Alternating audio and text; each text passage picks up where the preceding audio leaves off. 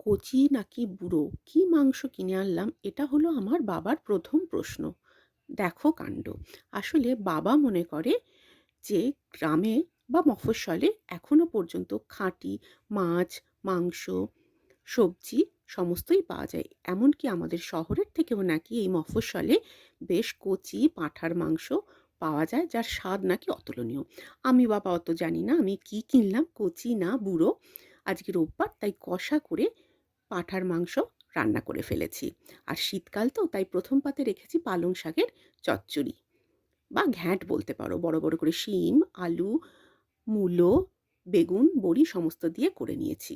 আর এই হলো সেই বুড়ো না কচি পাঁঠার মাংস, তর্ক বিতর্কে না দিয়ে একদম বড় আলু দিয়ে করে নিয়েছি মাংস। আর শীতকাল, তাই টমেটোর চাটনি, খেজুর আর আমসত্ত্ব দিয়ে।